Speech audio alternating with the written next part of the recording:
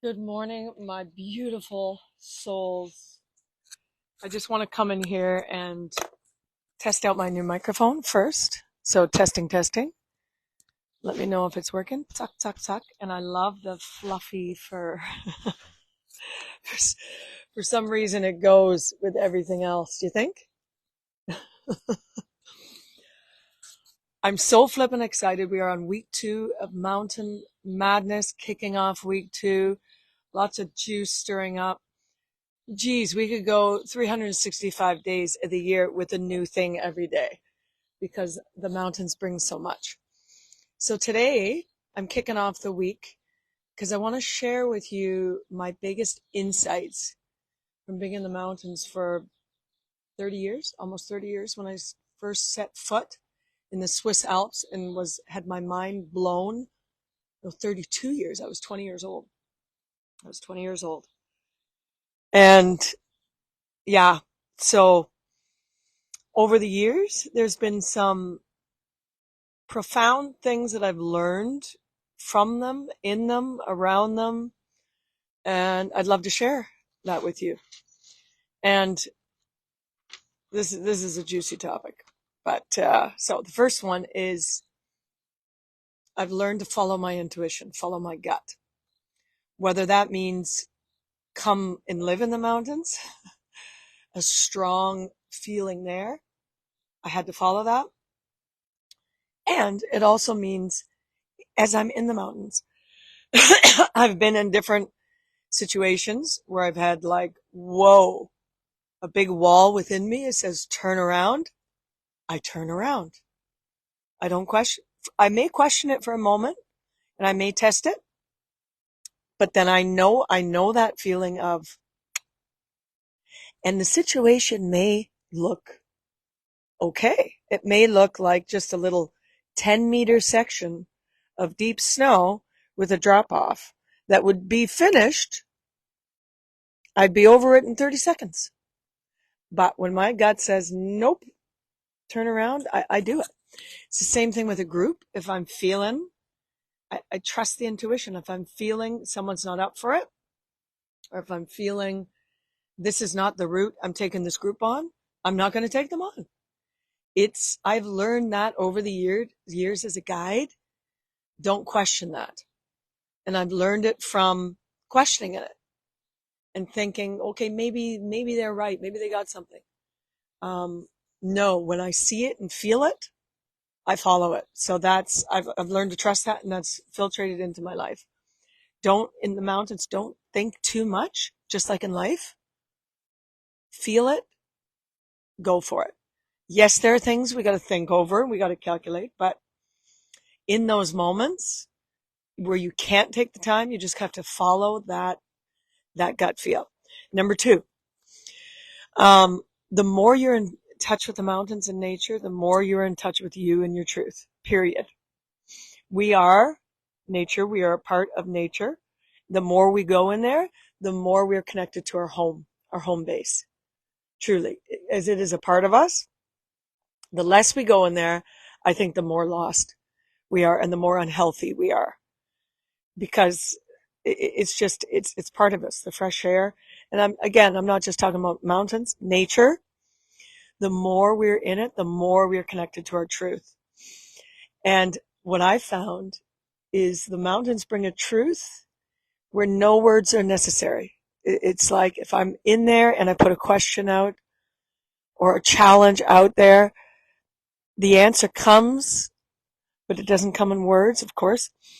Sometimes it comes very loudly, but there's a powerful silence. In the silence of the mountains, we can hear the whispers of the soul. And I'll leave it at that.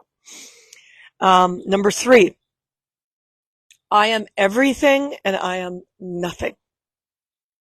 It's this paradox in the mountains that we feel of when we climb them, when we're at the top of the mountain, we look out, we feel like, my frickin' goodness, we are this tiny little dot amongst all these creatures, amongst all these towering peaks that have been here thousands of years, these peaks. And we are just this little thing that's come on this earth for how many years and gone? So it brings out the insignificance of our problems, of our who we think we are, and at the same time, it brings out the power of who I am and who we are, of what we're tapped into. I am connected to this universe. I am connected to this grand scheme of things. Then you become, you're small, and then you merge in with the bigness of everything. The unity, truly, of all of creation. So I love that one. And that's one that everyone experiences in the mountains, maybe for a moment, maybe for a week. But when you can really experience that, you really see your issues from a different light, from a different perspective. That is life-changing as long as we integrate that when we're back home. Number 4. I've got lots. Yeah, not very many more. I believe we're all explorers. We're all put on this earth to explore the earth with travel and doing as much as we can by foot. Because I believe what we've seen by foot, we've really seen. And of course, we got to fly places, but you know what I mean. When you can do as much as you can by foot, you've really seen it. And what happens as we explore more by foot, we explore more in this deep terrain. And the deeper we go in here, then the better our roots are, the more grounded we are like a tree. So when the storms come, as they will, the issues or the challenges, we can be resilient and come back. So the more we're willing to explore out here, I believe we explore more in here, the more resilient we become. This is what I've felt on a visceral level. Number 5, back home. The more we come back home to ourselves, that's the key. Number 5, it's the best training ground in the world.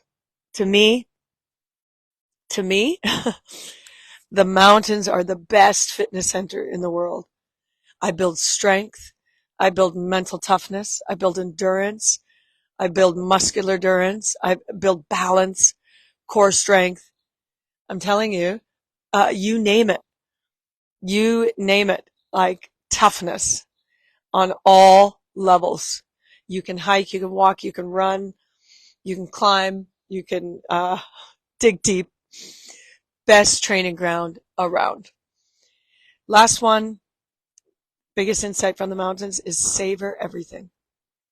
Savor everything. And when you're walking and hiking, you begin to notice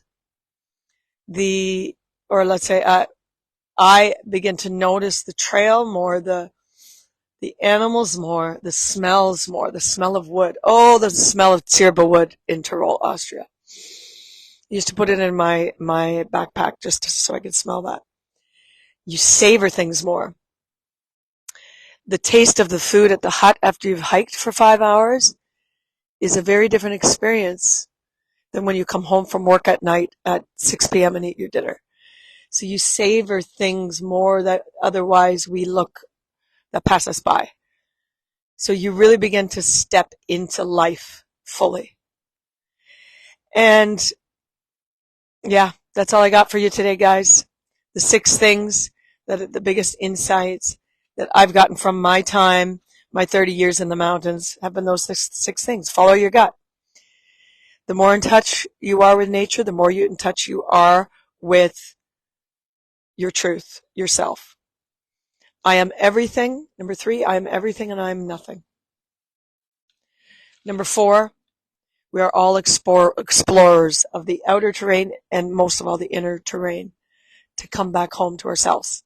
That's what I think we're doing. We're doing this big circle coming back home to ourselves. Number 5, best training ground ever. Number 6, savor everything every day. Peace out, my friends. I'll see you later today with full body mount workout. Mwah.